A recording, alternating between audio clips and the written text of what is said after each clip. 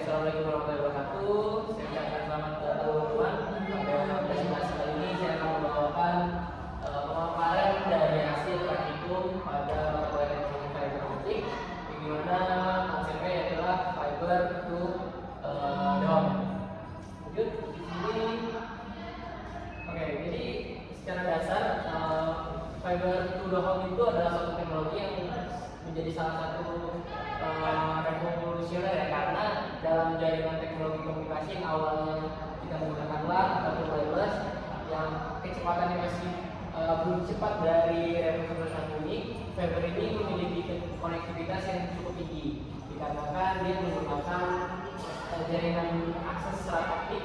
Jadi arsitektur jaringannya itu secara eksklusif menggunakan serat optik dari awal hingga akhir. Lalu langsung dari awal sentral official, jadi konektivitas dari pelanggan dan juga penyedia itu langsung antar satu kabel seperti itu ya, dan juga memiliki keunggulan pada kecepatan dan juga stabilitas. Dikarenakan fiber optik ini menyediakan bandwidth yang jauh lebih besar dan juga konektivitas yang lebih stabil dibandingkan teknologi seperti yang saya sebutkan sebelumnya. Dan ini sendiri diagram dari arsitektur FPGA dari lebih sentral yang dimana menjadi pusat kendali dan juga konversi sinyal seperti itu, dan juga terdapat ONT. Jadi di ruang pelanggan itu terdapat suatu perangkat yang namanya ONT yang gunanya untuk konversi dari sinyal optik menjadi energi elektrik, dan juga terdapat kabel serat optik yang menjadi jalur fiber dan juga pada praktikum terdapat kabel drop yang ke rumah untuk menjadi sambungan kepada pelanggan dan juga audisi lokal untuk mendistribusikan dan juga menjadi proses dalam penyambungan seperti itu. Dan ini terdapat keunggulan-keunggulan dari fiber to the home. Yang pertama yaitu tentu kecepatan sangat tinggi yang dimiliki dari FTTH. Selanjutnya stabilitas koneksi yang dimana lebih tahan terhadap interferensi ataupun gangguan-gangguan seperti elektromagnetik dan lain-lainnya, dan juga memiliki latensi yang rendah dikarenakan fiber optik ini ideal ya untuk aplikasi real time seperti game online ataupun streaming video dan lain-lain seperti itu. Dan yang menjadikan adalah infrastruktur serat optik ini tetap menjadi suatu kebutuhan bandwidth di masa depan seperti itu.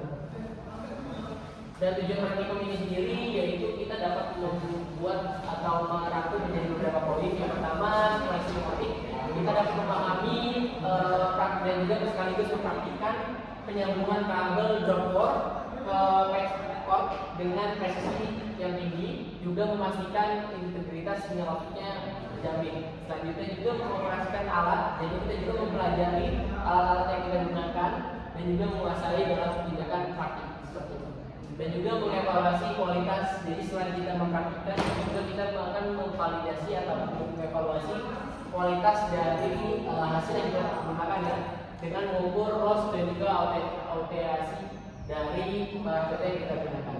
Yang terakhir, kita juga dapat pada praktikum ini untuk mengimplementasikan jaringan untuk mengkonfigurasi rute ZTE F460 untuk mengaktifkan konektivitas jaringan optik langsung menghubungkan ke pelanggan nyata seperti itu. Selanjutnya, alat dan bahan yang saya gunakan pada saat praktikum yaitu meliputi dari gambar ini terdapat motion splicing mesinnya, dan juga ada clear itu untuk tam ya sebagai terfoto, dan juga paper stripper, lalu juga ada fiber clipper untuk melakukan pemotongan pada kacanya, dan tidak lain untuk tindakan pembersihan terdapat alkohol, tisu dan lain-lainnya seperti itu. Dan juga selain alat terdapat konfigurasi jaringan yang saya lakukan,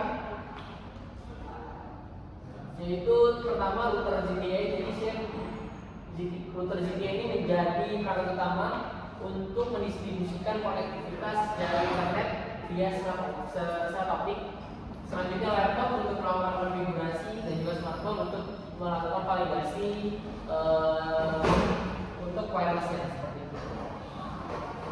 Selanjutnya proses splicing yang saya lakukan terdapat beberapa tahapan. Yang pertama stripping, yaitu mengupas outer jacket ataupun coating serat optiknya dengan alat khusus yang sudah saya sebutkan di awal. Selanjutnya dilakukan tindakan cleaning, jadi kita memastikan bahwasanya kabel yang kita gunakan atau optik yang digunakan itu sudah lepas dari debu ataupun kotoran-kotorannya.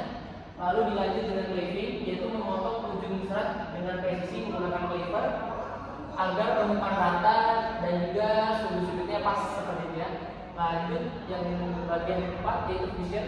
Jadi menyambungkan secara otomatis serat optik menggunakan fusion splicer mesin dengan mengumpulkan dua ujung serat secara elektrik dan membentuk suatu sambungan yang sangat kuat seperti itu. Dan terakhir kita gunakan protection untuk memasang bisringnya pada area sambungan dan juga memanaskannya seperti itu. Dan hasil dari praktik yang saya lakukan itu saya mendapatkan minus 11,55 dBm, di mana hal ini dapat saya evaluasi penyebab rendah energi tinggi ini dikarenakan serat optiknya tidak terlalu sejajar sempurna, adanya kotoran pada ujung seratnya, juga ujung serat tidak terpotong secara presisi. Dan ini konfigurasi PA yang saya lakukan mulai dari login menggunakan pada default router IP defaultnya yaitu 192.168.1.1 dengan menggunakan kredensial default. Lalu saya mengkonfigurasi konektivitas dari WAN-nya untuk terhubung ke internet. Selanjutnya saya mengkonfigurasi jaringan WLAN untuk ke pelanggan seperti itu.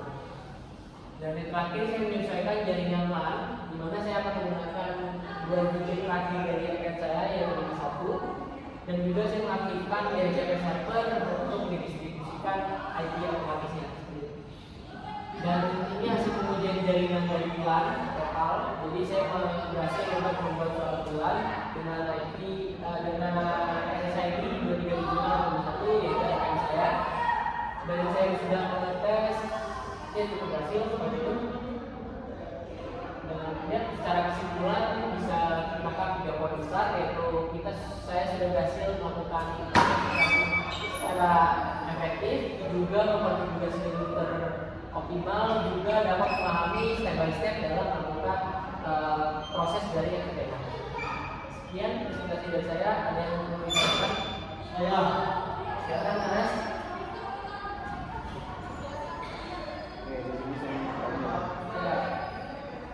Tadi di slide hasil pengukuran ada komposisi nilainya minus 11,55 dBm. Nah, terus apa keterangan kalau rendamannya cukup besar?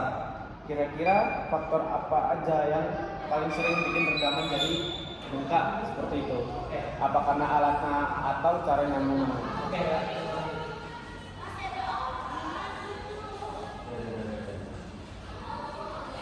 Dari hasil yang saya dapatkan berdasarkan analisis dari slide hasil dari DBM yaitu minus 11,25 ini, penyebab utamanya biasanya itu secara analisis saya sendiri yaitu terdapat misalnya import karena itu inti serat kacanya itu tidak lulus sempurna saat dicampur. Yang kedua kotoran masih ada debu ataupun hal lainnya di tahap cleaning saya cukup kurang bersih seperti itu. Dan yang terakhir adanya kotoran yang tidak terlalu rata, artinya hasil pemotongan menggunakan cleaver itu kurang presisi seperti itu Pak Anas. Lanjut pertanyaan 2. Saya punya. Silakan Pak. Oke, terima kasih Mas Arinata Ya. telah memberikan kesempatan. Oke, kalau saya dari media, saya mau bertanya mengenai tadi konfigurasi router ya. Ya, itu saya lihat alamat konfigurasi router itu diubah menjadi 192.168.51 ya, seperti satu ya. Itu sesuai dengan NPM ya. Nah, lalu pertanyaan saya, apakah perubahan tersebut tuh hanya bertujuan sebagai penanda tugas atau memang wajib dilakukan agar koneksi internet tetap berjalan? Oke, terima kasih Mas Diko. Jadi memang penurunan dari perubahan yang saya lakukan pada konfigurasi router yang menjadi 192.168.51 itu tujuan utamanya adalah menjadi suatu skenario dari tugas dikarenakan sudah ditetapkan karena itu dari NPCL 61, maka saya menggunakan IP dari router itu menjadi 51.1. Cara teknis sih tidak ada untuk optimal dari kualitas jaringan ya Pak gitu ya. Mungkin cukup dari saya. Ada lagi pertanyaan terakhir?